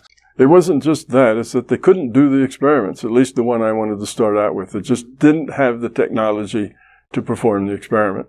A lot of quantum physics experiments were 50 years, 100 years old in the inception of the experiment, but it takes 100 years before they can actually do the experiment. Well, this was a problem with this one. They couldn't do it. So we had to fall back on something else. And what happened was that the results, it was a quantum physics experiment that something similar to it had been done. We did something a little different, but it worked just the way that quantum physics would say it would work, and I agreed with that. It should work that way, but there was a difference, one small difference, and that is that in one place I predicted if you do this, you'll get an interference pattern. Actually, you'll get two interference patterns, because the way that particular setup was, it was using polarizers. When you use a polarizer, it'll take vectors going this way, but it'll take a vector this way and a vector that way. Both go through. So you get two results through, one out of phase with the other, that'll pass through the polarizer. So I said there's going to be two interference patterns. And they agreed, actually. They calculated that there would be two interference patterns. But they said that those two interference patterns, because they're out of phase, would look like just one lump. And that looks like a particle. Right. Yes, it does. And I said, yes, it looks like a particle, doesn't mean it's a particle. And I brought up the thing, I said, look at a mannequin of a girl. Looks like a girl. If it's a really, really good mannequin, you won't be able to tell it from a girl, but there's a big difference between a girl and a mannequin of a girl, and the way you tell is to look inside. Well, when you look inside that big one lump like a particle, guess what you see? You see two interference patterns. So I said, that's exactly what I said it would be, two interference patterns. And they said, oh no, it's a single big lump. And I think that their logic is wrong, but here was their logic. They said the reason is because the which-way data was known. And I said, well, how was the which-way data known? Oh, it's somewhere in maybe the slit, or maybe, this or that, but it's out there. No, we can't access it, but theoretically it's out there somewhere, and therefore it's known. Information can never be destroyed. It's always contained someplace. You burn a piece of paper with a message on it, that message still exists out there, even though all the particles are spread all over the atmosphere.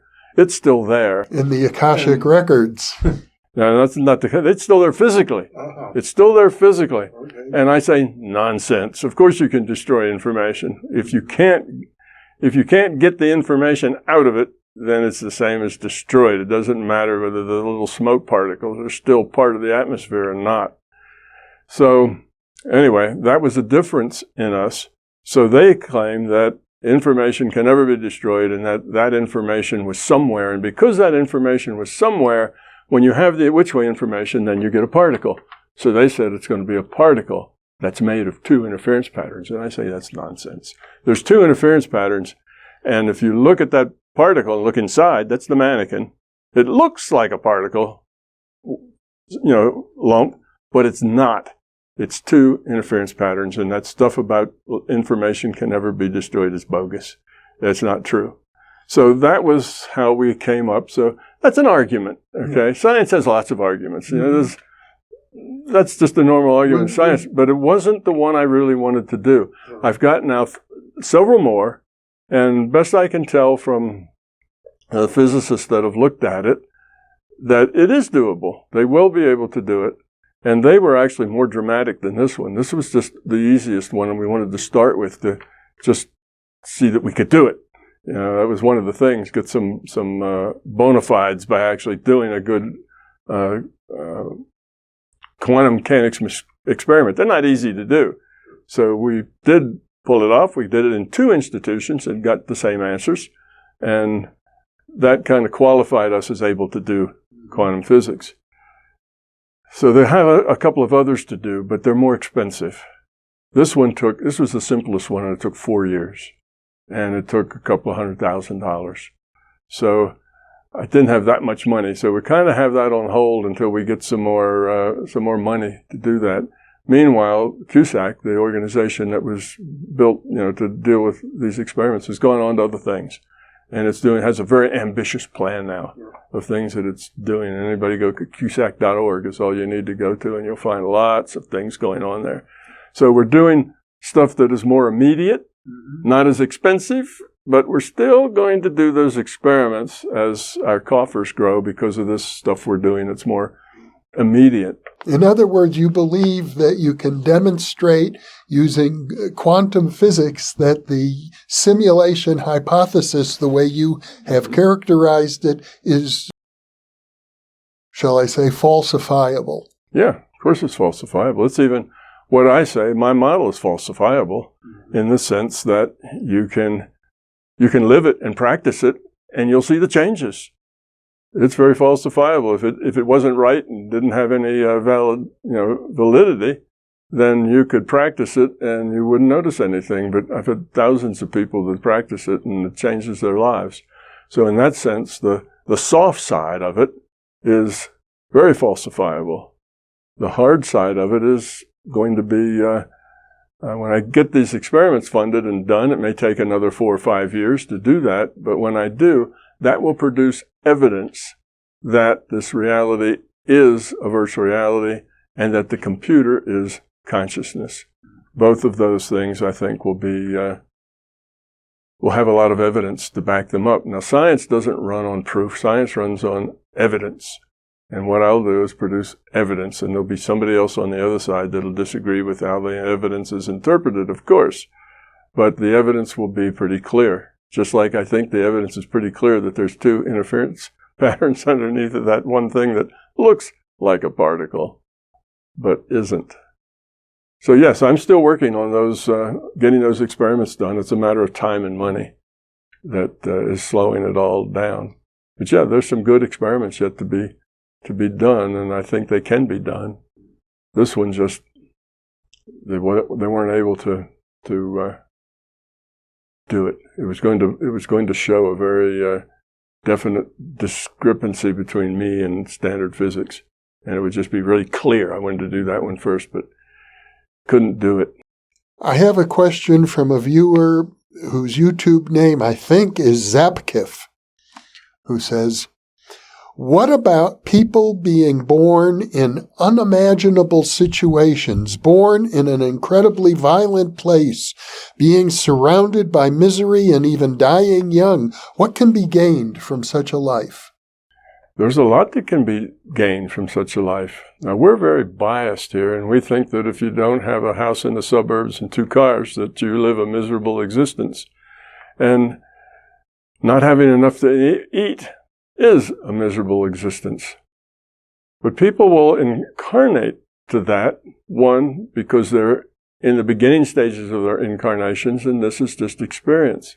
But look at the pictures that you've seen. You've seen, I don't know, back in the 1980s or 90s, there was starvation in Biafra, and they had these pictures of the relief truck would come in, and mothers who were very gaunt would come up, and they'd get a pot of grain or something like that, and you'd see the children, and the mother would sit down with the children and make some kind of mush with this grain, and the kids had big bellies. That's what you get when you're starving to death. You know, they have these big bloated bellies.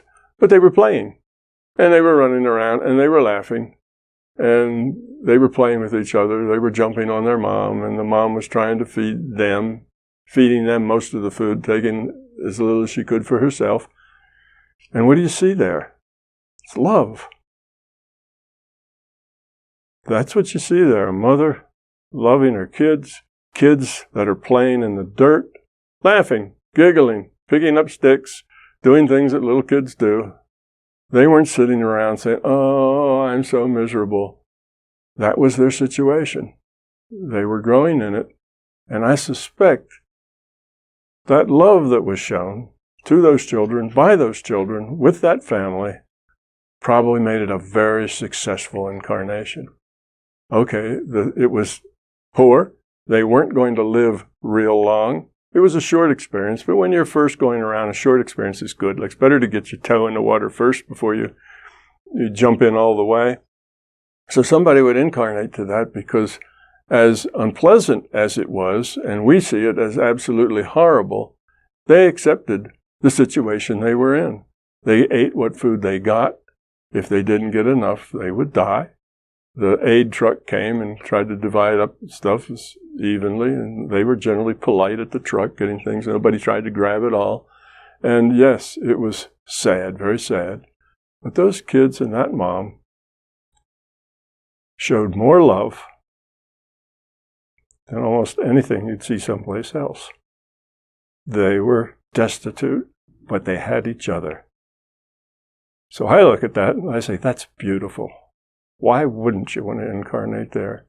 All right, you didn't live long, but that's not a big deal. Just getting another packet. You know, maybe you'll be a millionaire's child the next time. You know, you get another packet. So you got one that was tough physically, but it was wonderful on the non-physical side. So that's why. You have to look at the whole thing. Now, where you saw the people in need, you know, mobbing a truck and that sort of thing, well, then there wasn't much love going on there. But mostly these people who are destitute, they appreciate that bowl full of grain that they got, and they're very polite with it. They accept it. They know that they're starving and their children are starving, but there isn't anything they can do about it, and rather sit around feeling sorry for themselves and being miserable because they don't have, you know, a house in the suburbs and 2 cars in the garage. They accept that this is the way it is. They'll do the best they can. And meanwhile, they're going to love each other. The little kids are going to play until they just can't play anymore. They're going to giggle. They're going to laugh just like any kids do. And they have a mother right there who loves them.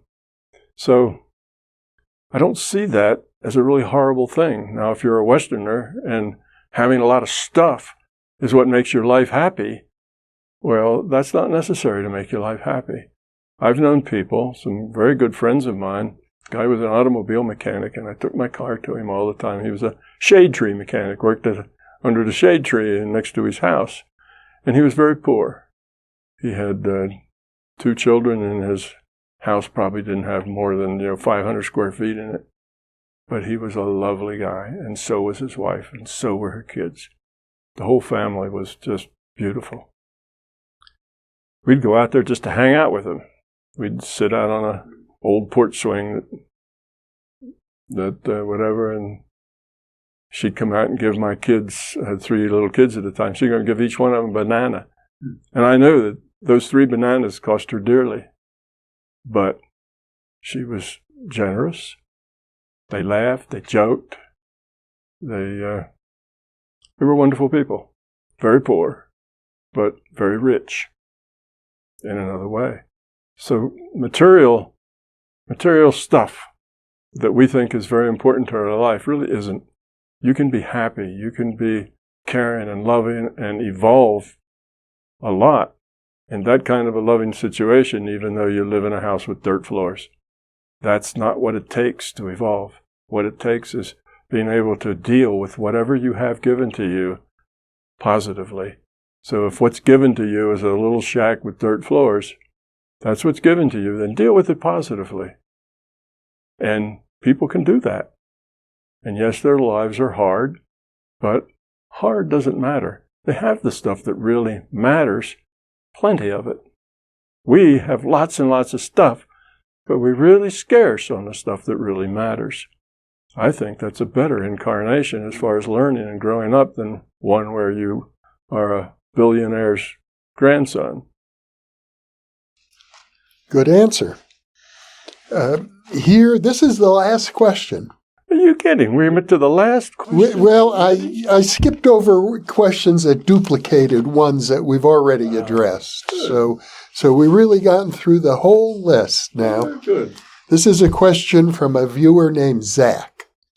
And he says, what are your thoughts on OCD? How can I start tackling it in the best way to at least diminish its disruptive effects and eventually resolve it? Okay, well, he's already taken the first step, and that's to admit that you have it. That's usually the biggest step to take, is that you admit that, yes, this is a problem of mine. I'm OCD. Obsessive compulsive disorder. Obsessive means you get things in your mind and you can't get them out. You're just kind of stuck in those thoughts, and those thoughts just run around and around and around in your head, and you can't let go of it. That's obsessive. Or you could get obsessive about stuff or things or attitudes. Obsessive can be over a lot of things. And compulsive means that you just have a need to do this. Even if it's not really a good thing to do, you're compulsed to take actions on things. Well, what you can do, once you're aware of it, one of the best things you can do is use your intent to outgrow it. Use your intent to overcome it. And the way you do that is that you just have a very strong positive attitude. I can get rid of this. I can deal with it. I can reduce it and reduce it and reduce it until it's gone. That's possible. Even if it takes me a year just to reduce it that tiny much, I'll do it. And the next year, I'll do it that much again. And what you'll find is the following year, you'll do it that much. It keeps getting easier. The hardest ones are in the beginning. And you don't lose, I've been working on this a year and I only got that much, I give up. No, that means in the next year, you'll get that much again, if not more. So you have to be willing to be positive with it on the long haul. And you need to catch yourself on it. When you start things running around on your mind that you're obsessing over, stop it. Use your intellect to butt in and say, no, I'm not going around with that again, and fill your mind with something else. Go read a book, go play a game of solitaire, do something else. Help you distract yourself from that.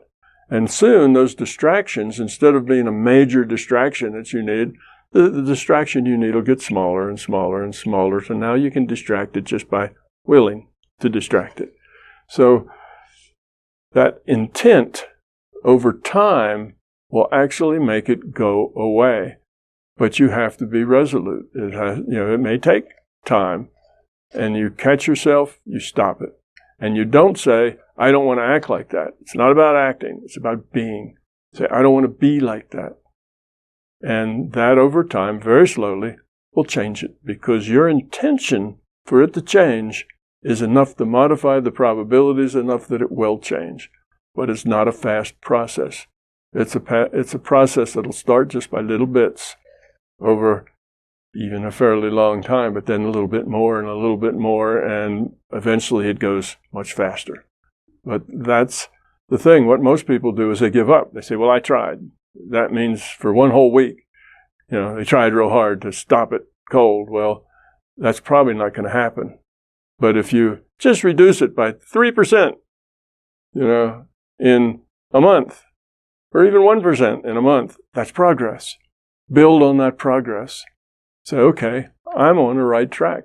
I'm gaining on this thing rather than, I've been trying it for a month and I haven't cured myself yet. Don't expect a cure in a short period of time. Expect this is going to take time. It's ingrained. It's a part of the way your mind works. You're going to have to rewire your mind. You're going to rewire your brain. Now, the brain is a thing that's evolved, and you got a brain that was a certain thing based on the genetics you got from your parents and the genetics they got from their parents and so on. And so you got this brain now that is giving you this particular problem. That's the rule set. Okay, that's the statistics, the way it all came out. You ended up with this problem because of all the probabilities that it could have been. You happened to, when they drew that card out, you got the OCD card. Well, that's a good learning opportunity. So don't be upset with yourself. Something wrong with me and it's getting in the way of my life, and then you feel bad about yourself. That just locks it in. Don't be, don't think that I don't see big progress yet, then this doesn't work. Take your time, just go slowly, and keep the pressure on your brain. The way a brain rewires itself is that you keep a constant pressure on it to do that. If somebody has a stroke and a piece of their brain stops working because it didn't get any blood for too long, well, that person may not be able to walk. But the way they get through that is they put them in physical therapy, and 3 or 4 times a day they get them up and they put one foot in front of the other and then the next one. And it's very hard and very impossible. And over months and months, they end up getting 98% of their walking back. But if they get bored with it, or they're overwhelmed by it, or they get lost in self-pity, they're crippled for the rest of their life. Because if you don't keep steady pressure on it, it doesn't rewire. You need to have that pressure on it. So that would be the thing to do. Put that pressure on your brain to not do the things you don't want it to do. You catch yourself, and you've been around now 10 times on the same circuit. Just catch it and say, don't want to do that. What could I do to get my mind off that? Come up with things. What could you do? Play your favorite music. Get up and dance. Do something, that distracts you from that, and then you let it go. Well, it'll be hard at first finding those things, but you'll find some, and they'll work just a little bit, and that's all you need, because then you'll work just a little bit more and just a little bit more.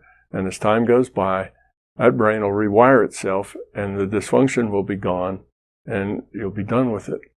But it's not easy. Those people with strokes, they don't get their walking back the next week.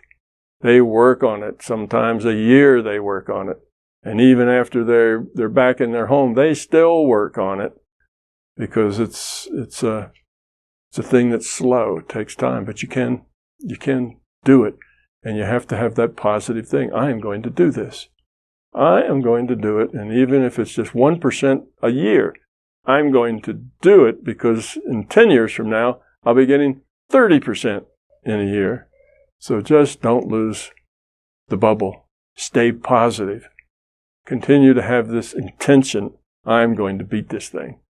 See yourself where you don't have it anymore. Learn to catch it early, because it's usually those things are easier to stop when you catch them early. If you let it run into full-blown thing, it's a lot harder to pull back from. Get the signs of, oh, I get this little tickle here, and that's going to be one of those things coming on. Well, right away, start your countermeasures, whatever they are that work for you. And you keep working until you find countermeasures that do work for you. You find ways of knowing when it's going to start, and you stop it early before it gets full-blown. So these are some strategies you can use to fix that. Okay, now just doing it fast isn't going to happen. It's just not going to work that way. But doing it slow will always happen. And you can win that game that way. But you need to be positive long term to work on it. And don't beat yourself up because it's not a quick fix. You're still the worthy individual. You've got a physical issue. And you can remedy it, but it takes time, and it takes the understanding of your family, too, and the people around you. You can tell them what you're doing. I'm working on this thing. So if I suddenly get up and dance, that's because that's a good distraction for me. And, let them know. You don't have to keep it a secret. People are usually willing to work with you when you're willing to work. So that would be my advice for that individual. Well, Tom, this has been a real pleasure for me. I've enjoyed all of our interviews thoroughly, both because you're very clear, you're very articulate, and even more than that, I think you're onto something. And as someone who has devoted my life to the field of parapsychology, I think that parapsychologists in particular and people engaged in the wider field of parapsychology, like practicing remote viewing or out-of-body experiences and the experiential side of things, have a lot to gain from learning about your work. So I'm very happy to be able to have you back as often as we can arrange it. Okay. Now, you said that it's really hard for you to get the idea that this is all a simulation. And I agree with that. That's a difficult step. It's a very hard paradigm shift.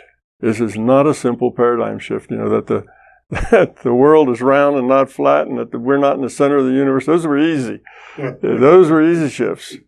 And they seem big enough. They took hundreds of years before those shifts actually matriculated through the population. So it is a very difficult shift. But once you see it, once you kind of get it, even if it's just theoretically and you get it, you'll see that there's so many things that used to be puzzles and answers that just fall out very easily and logically. And then, like I went through the same thing. I had a hard time swallowing that pill as well. So then you see that these things that are done, you say, well, maybe it's just good at answering these things because it's a very general model and can answer a lot of things. Well, I thought that too. And eventually, years and years go by, and I finally come to the conclusion, after lots of studying, trying to find things that it didn't work with, I came to the conclusion that, no, this is the way it really is. It's not just a model, it's the model. Now, it doesn't have to have my name on it.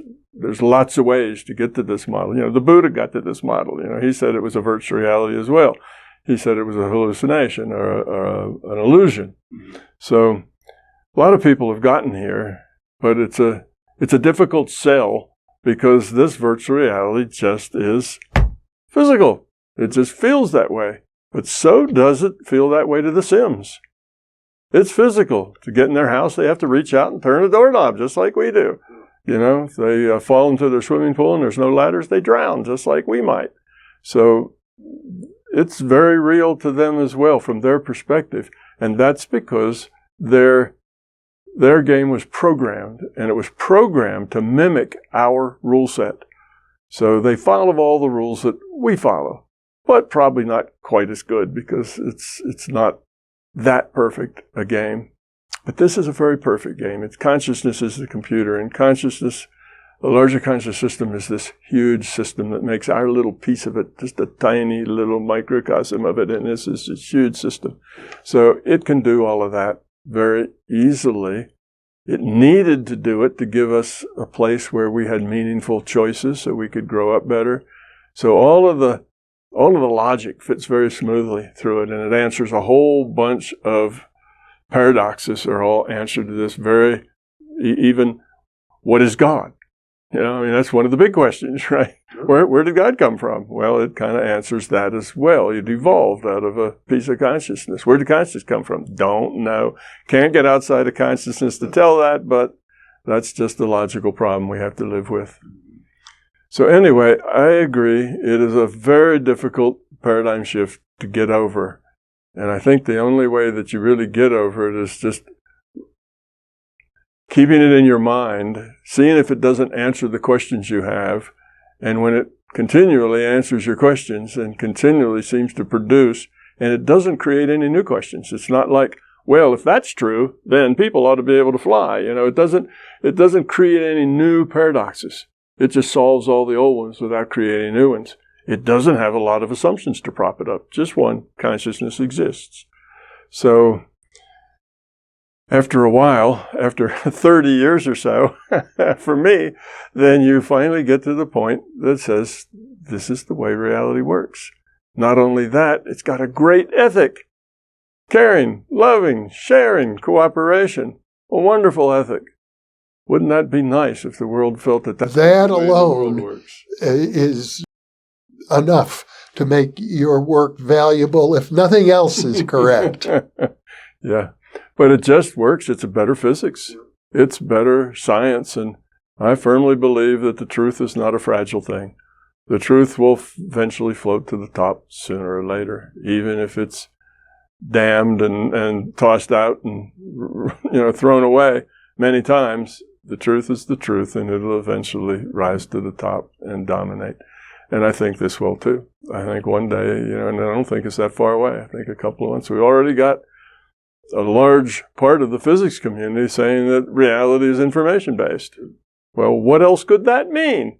Reality is information-based. What other answer is there that might mean other than reality is computed?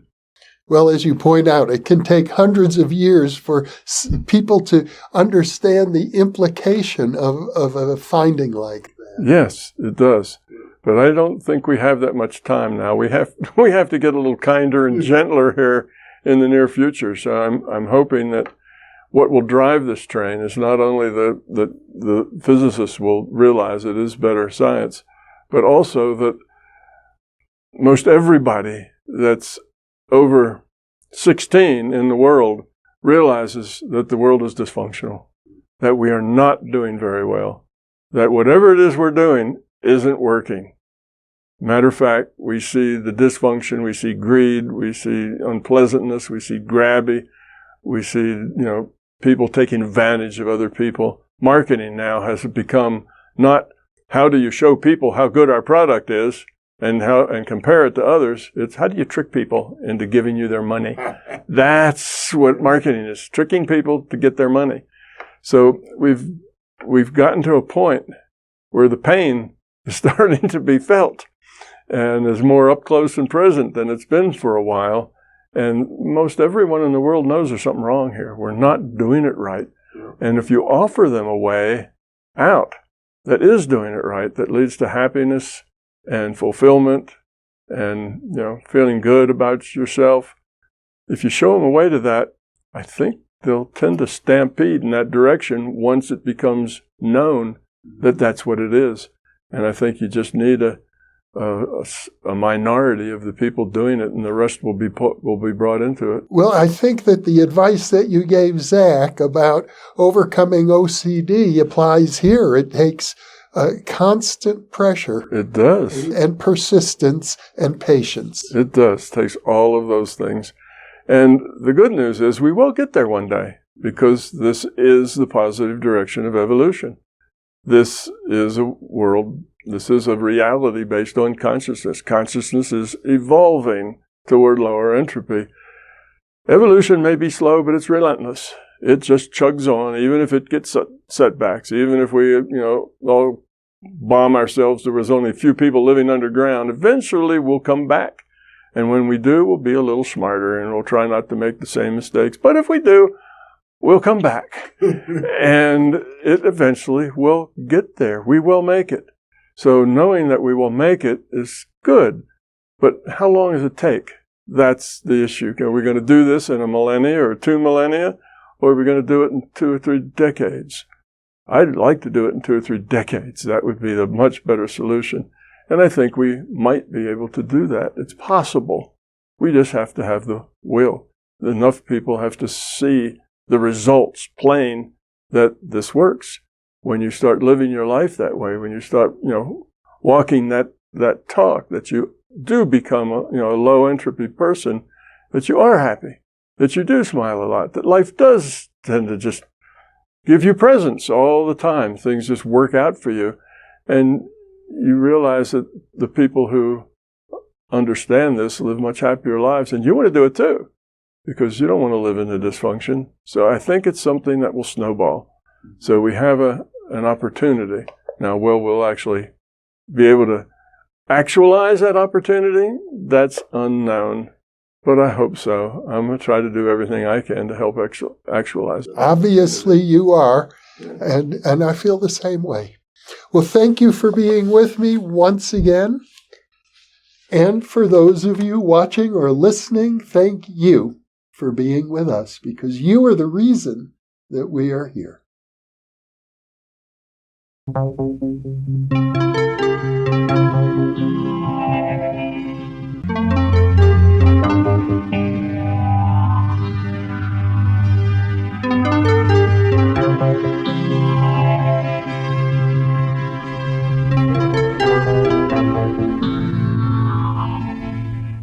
Book 3 in the new Thinking Aloud dialogue series is UFOs and UAP, Are We Really Alone? Now available on Amazon. New Thinking Aloud is presented by the California Institute for Human Science, a fully accredited university offering distant learning graduate degrees that focus on mind, body, and spirit. The topics that we cover here. We are particularly excited to announce new degrees emphasizing parapsychology and the paranormal. Visit their website at cihs.edu. You can now download all 8 copies of the New Thinking Aloud magazine for free, or order beautiful printed copies. Go to newthinkingaloud.org.